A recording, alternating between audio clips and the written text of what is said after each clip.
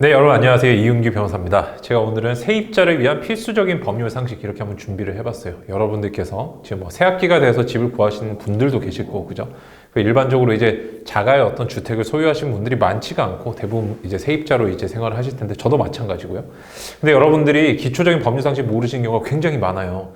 이 법률 상식들이 근데 또 현재 나와 있는 어떤 시중에서 볼 수 있는 것들은 어떤 느낌이냐면 공을 만났을 때 어떻게 해야 될까? 그러면 뭐 도망치고 그다음에 아니면은 뭐 죽은 척을 한다든지 뭐 이런 것들을 대부분 알고 계신데 과연 임대차 계약, 그러니까 우리가 전세 계약 이런 걸 체결할 때 어떻게 해야 되는지는 너무 상세하거나 또 너무 추상적이어서 도움이 안 된다. 그래서 제가 오늘 좀 여러분들께 현실적인 조언들 해드리려고 일목요연하게 한번 정리를 해봤어요. 일단 여러분들께서 좀 아셔야 되는 게 총 4가지 정도가 되는 것 같아요. 그래서 제가 여러분들께서 시간적인 순서에 따라서 한번 정리를 한번 해보겠습니다. 요 4가지 정도만 알고 계시면 여러분들이 최악의 경우는 피하실 수가 있을 것 같습니다. 최악의 경우로 하면 뭐냐면요, 여러분들이 보증금을 한 푼도 못 받고 집에서 쫓겨난다. 이런 경우가 진짜 최악이라고 할 수 있죠. 물론 학생분들이 보면은 일반적인 어떤 사회생활 하시는 분들보다는 보증금 액수가 조금 적긴 하죠. 그렇지만 굉장히 학생 입장에서 또 크게 느껴지는 액수이기 때문에 여러분들이 이거 잘 챙기시는 것도 중요하고, 여러분들이 기타 어떤 불이익을 받지 않으셔야 되겠죠. 내가 뭐 다음 주에 시험 기간인데 집이 경매가 돼서 이사를 가야 된다든지 이러면 진짜 큰일 나겠죠. 그래서 이런 위험들을 제가 조금 피할 수 있는 방법들 이번에 한번 설명을 드려볼게요. 서설이 좀 길었는데 일단 여러분들이 가장 먼저 봐주셔야 되는 게 등기부를 확인을 해주는 거예요. 우리가 부동산, 뭐 대신 복덕방 뭐 이렇게 얘기를 하나요? 그다음에 뭐 공인중개소, 사무소 이런 데 가가지고 이제 어떤 집이 나와 있다. 뭐 아니면 뭐 여러분들 뭐 직방이라든지 뭐 많이 이제 어플 같은 거 쓰시잖아요. 그죠? 결국에는 계약을 체결하기 전에 어떤 집이구나 하는 거 확인을 하시는데 그냥 육안으로 보시고 뭐 이런 것도 물론 중요해요. 내가 집에 사는데 갑자기 막 연기가 막 뭐 연기통 8개 달려 있는데 창문 옆에 그런 집에 살 수는 없겠죠. 그런 집에 일단 좀 피하셔야 되고 먼저 가보시는 게 먼저 가장 중요하겠죠. 그 다음에 등기부를 열람을 꼭 해보세요. 여러분들이 등기부를 여기 보시면 이제 제가 화면에 링크를 보여드릴 텐데 법원 인터넷 등기소라는 데가 있어요. 여기다가 여러분들이 그냥 그 주소만 입력하시면은 수수료 조금 내시고 누구나 열람을 할 수 있어요. 등기라는 거는 주인만이 볼 수 있는 게 아닙니다, 여러분들. 등기라는 거는 공시라고 그래요, 공시. 누구나, 투게더, 퍼블릭하게 모두 다 볼 수 있는 개념이에요. 투게더 아니고 퍼블릭한 개념이에요. 누구나 볼 수 있다라는 개념. 등기부라는 거는 우리가 국토가 좁기 때문에 한정돼 있잖아요, 땅이. 그죠? 이 땅을 누가 소유를 하고 있고 어떤 식으로 넘어가고 있는지 한눈에 볼 수 있게 해주는 거예요. 따라서 대법원 사이트에 들어가시면, 법원 사이트에 가시면 누구든지 열람할 수 있다. 이걸 일단 먼저 꼭 알아두셔야 돼요. 그래서 내가 이제 계약하기로 한 집 있죠? 또는 봐둔 집에 등기부를 한번 쭉 뽑아보세요. 열람이라고 누르셔야 돼요, 열람. 누르면은 굉장히 뭐가 많이 나오는데 여기부터는 여러분 이제 무슨 영역이냐면 전문가의 영역이에요. 전문가의 영역인데 예를 들어서 여러분들 뭐 미션 임파서블이라는 영화 많이 보셨죠? 폭탄이 터질 것 같다. 빨간 선, 파란 선인데 이걸 딱 자르면 어떻게 돼요? 잘못 자르면 다 터져서 다 죽죠? 여러분들이 이거 자르려고 하지 마세요. 여러분들이 현재부터 막 가등기라든지 근저당이라든지 가압류, 압류, 가처분 이런 거 아무리 공부를 많이 하셔도 전문가보단 못해요. 이게 터지는 순간 나는 집을 나가야 되고 보증금을 다 날려요. 그래서 이런 거 함부로 건드리지 마시고 다만 여러분들은 폭탄이 어떻게 생겼나 이 정도만 아시면 되는 거예요. 이렇게 동그랗고 까만 거 내지는 이렇게 빨간색이 막 줄쳐져 있고 심지가 달린 애들 다이너마이트는 이 정도만 식별하실 줄 아시면 되고 그게 이번 영상의 가장 큰 목적이에요. 그래서 여러분들이 제가 옆에 보시면은 지금 3개 정도 제가 적어놨죠. 뭔가 등기부를 봤는데 이런 말들이 나온다. 그러면 일단은 법을 잘 아는 친구 말고 네이버 이런 거 말고 진짜 뭐 변호사라든지 아니면 주변에 법정과 하신 분들 최소한도의 법률 지식을 가지신 분들에게 꼭 여쭤보세요. 이 집에 등기부 한번 봐달라. 그죠? 그래서 뭐 변호사한테 물어보는 게 가장 좋겠지만 그런 거는 또 쉽게 이제 또 접근성이 높진 않으니까 여러분들이 여러 가지 수단을 써서 물어본다는 거 이게 여기서 꼭 핵심적인 포인트예요. 어떤 말 3개가 나오면 물어본다? 첫째, 여기 이제 등기부에 보면 여러분들 되게 복잡해요. 총 3개로 나눠져 있어요. 등기부라는 거는 건물 등기부도 있고 토지 등기부도 있어요. 그래서 여러분들이 떼보셔야 되는 거는 토지 등기부를 떼보시면 안 되고 건물 등기부를 떼보셔야 돼요. 물론 토지도 물론 떼보시고 같이 비교해보면 좋지만 그렇게까지 이제 엄청나게 큰 상황이 일어나는 경우는 잘 없고 물론 뭐 2개 다 떼보시는 게 가장 안전하긴 해요. 이것 좀 말씀을 드리는데 일단은 여러분들이 보셔야 될 거는 건물 등기부예요. 건물 등기부라든지 토지 등기부도 물론 같이 떼보시고 여기서 이제 중요한 거는 가등기 이렇게 쭉 보다 보면은 뭐 표제부, 갑구, 을구 옆에 보면 나오죠. 여기서 갑구라는 부분에서는 가등기란 말이 있는지 없는지 잘 봐주셔야 돼요. 가등기란 말이 있다? 이러면은 이건 진짜 폭탄이 폭탄. 일단 하나 폭탄이 있는 거고 엄청 큰 다이나마이트가 하나 있는 거예요. 그 다음에 여러분들 을구라는데 이제 맨 밑에 나오거든요. 쭉 넘기다 보면 근저당이 뭐 생겼다 없었다 말소됐다가 설정했다 이렇게 쭉 나올 거예요.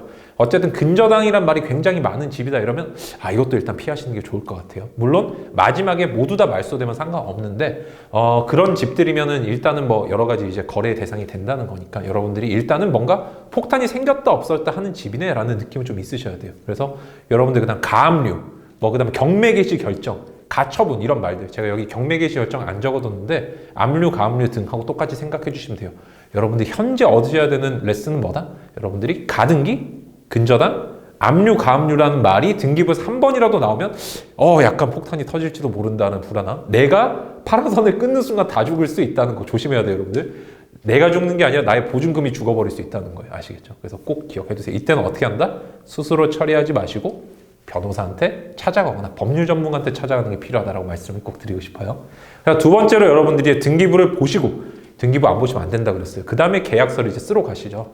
계약서는 여러분들이 이제 공인중개사님께서 뭐 많이 읽어보라고 하실 거예요, 앞뒤. 근데 여러분들이 중요한 거는 내가 어디를 봐야 될지 모른다는 거죠. 그래서 여러분들이 여기서 제가 꼭 보셔야 되는 건 4가지 정도 추려봤어요. 물론 조금 더 세세하게 보고 하면 좋지만 진짜 요즘에 뭐 이렇게 본격적으로 막 사기를 치고 이런 경우가 아니면 요 4가지만 일단 기본적으로 확인하면 엄청 큰 문제는 안 생기거든요. 그래서 제가 주의사항 4가지 말씀드릴게요. 첫째는 여러분들이 부동산의 표시라고 하는 걸 잘 봐주셔야 돼요. 이게 아까 뽑았던 등기부 있죠. 물론 이제 좀 센스 있으신 공인중개사님들은 뒤에 등기부도 같이 줘요. 그래서 주는데 나도 이제 먼저 확인을 해봐야겠죠. 그 집이 맞는지 일단 확인해 주세요. 그 주소가 딱 써 있어요. 표제부라는 등기부 맨 위에 보이시죠?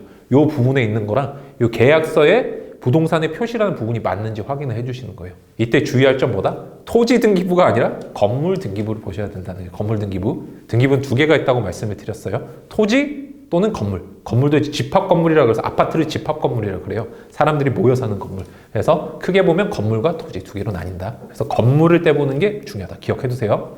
자, 그 다음에 여러분들 이제 계약 내용을 확인하시는데 이때는 뭐 크게 보실 거 없고 보증금 액수에 만약 0이 하나 더 찍혔는지 적게 찍혔는지 이 정도만 보시면 돼요. 그 다음에 보증금 언제까지 줘야 되는지 잔금, 계약금 나눠서 드리죠. 그 일자 한번 정확하게 확인하시고 그 다음에 기간을 한번 확인해 주시는 게 좋아요. 여기까지 보니까 우리가 계약서에서 눈여겨봐야 될 게 뭔가 느낌이 좀 오죠. 숫자를 정확하게 봐야 된다. 0의 개수를 확인을 잘 해주세요. 그 다음에 날짜 같은 것들, 언제까지 내가 이 집에 살 수 있는지 이런 것들 한번 좀 봐주시면 좋을 것 같아요. 그 다음 3번째가 이제 특약사항인데 특약사항은 사실 가급적 안 넣는 게 좋아요. 이 부분에서는 뭐 이제 여러 가지가 있을 수 있는데 여러분들이 뭐 원상회복 특약이라든지 그다음 뭐 철거 특약 이런 것들은 너무 복잡하고 여러분들이 그냥 가급적이면 없이 하는 게 좋을 것 같다 이런 느낌 정도 가지고 계시고 뭔가 특약을 넣는다 그러면은 조금 법률 전문가하고 상담해 보시는 게 무조건 안전해요. 다만 굉장히 좀 빈번하게 많이 하는 특약이 뭐냐면은 집주인분이 예를 들어서 부동산이 내가 뭐 한 5억짜리인데 보증금을 한 3억 정도 이제 뭐 2억 정도 받기로 했다고 쳐볼게요. 그러면은 원래 여기 이제 부동산의 저당이 한 1억 5천 정도 설정이 돼 있으면 어떻게 하면 될까요? 보증금을 2억을 받으셔가지고 그 중에 1억 5천으로 저당을 없애면 되겠죠. 그래서 아까 제가 폭탄이라고 그랬잖아요, 저당, 그죠? 근데 이 저당이라는 폭탄을 주인분이 없애는 방법이 있어요. 저의 보증금을 받아서 근저당을 말소한다. 그래서 보통 특약상에 이런 게 들어가는 경우가 많습니다. 내가 보증금을 받으면은 그 돈 갖고 은행에다가 돈을 줘가지고 저당을 없애달라고 할게. 언제까지. 그러니까 그때 한번 확인해줘. 이렇게 특약을 넣는 경우가 있는데 이 정도 특약까지는 조금 그래도 많이 보이는 것 같아요. 근데 이 이외의 것들이 들어가기 시작하면 뭔가 약간 위험해지기 시작했어. 이런 정도의 느낌은 가지고 계셔야 돼요. 아시겠죠? 자, 그 다음 마지막으로 여러분들 계약 당사자도 잘 봐주셔야겠죠. 이게 뭐 전혀 엉뚱한 분이 와가지고 남의 집을 빌려주고 이런 경우가 진짜 드물지만 있긴 해요. 그래서 여러분들이 이분 뭐 이제 신분증 보여주시거든요. 당연히 들고 오라고 하거든요. 그 공인중개사 사무실 가시면 신분증하고 인감도장 들고 오라고 그래요. 그래서 이제 신분증에 그분이 맞는지 확인만 잘 해주시면 돼요. 왜냐면 이게 가끔 뭐 아들이라든지 사위의 어떤 그 부동산 같은 거를 장인이라든지 아버지께서 이렇게 임대를 하시는 경우도 있어요. 그 경우에는 나중에 뭐 대리권이 어떻게 되니 엄청 복잡해져요. 그래서 가급적 이 신분증 본인이 오셨으면 좋겠다라는 정도 말 해주시면 좋습니다. 그게 가장 우리의 기본적인 권리예요. 계약을 체결할 수 있는. 자, 그 다음으로 여러분들이 3번째로 이제 봐주셔야 될 사항이 뭐냐면은 바로 전입신고와 확정일자를 해주는 거예요. 계약서 체결해서 룰루랄라 하는 순간 이제 여러분들이 위험으로 또 빠져드는 거예요. 아직 폭탄이 많이 남아있어요. 근데 남아있는 폭탄 중에 내가 가장 안전하게 나의 권리를 지킬 수 있는 방법이 바로 전입신고 확정일자예요. 말이 어려워요? 이럴 때는 여러분들 동사무소에 가시면 돼요. 동사무소에 전입신고 하러 가시죠. 전입신고 뭔지 아시죠? 주민등록을 내가 옮기는 거예요. 내 고향에서 내가 뭐 유학을 간 곳으로, 학교를 간 곳이라든지 직장이 있는 곳으로 옮기는 거거든요. 그러니까 동사무소 가셔가지고 다른 거 하지 마시고 전입신고하고 동시에 계약서 꼭 들고 가셔야 돼요. 방금 우리 임대차 계약서 썼죠? 그거 들고 가셔가지고 여기다가 확정일자 찍어주세요라고 꼭 얘기를 해주세요. 얼마 안 해요. 그거 막 몇백 원 또는 몇천 원밖에 안 하니까 여러분들이 확정일자 딱 찍으시고 그렇게 해서 그거를 계약서를 꼭 잘 보관을 해주셔야 돼요. 너무너무 중요해요, 여러분들. 왜냐면 이게 이 부분 전입신고하고 확정일자가 없으면은 변호사가 아니라 변호사 할아버지가 와도 못 도와줘요. 정말이에요. 이 부분이 너무너무 중요하다. 이건 진짜 별표 200개를 치라고 진짜 강조해도 모자랄 부분이에요. 너무너무 중요하다. 꼭 기억을 해두세요. 지금까지 굉장히 많은 얘기들을 했지만 여러분들 머릿속에 2개 정도 남기시면 될 것 같아요. 지금 여기 이쪽으로 보이시는 1번에 있는 가등기, 가압류, 근저당 이런 말들이 나오면 폭탄일 수 있다. 이거 하나 인식하는 거. 그 다음에 내가 그런 거를 없이 좀 깨끗한 집 내지는 법률가 상담을 받아서 뭔가 계약을 체결했다고 하더라도 뭘 해야 된다?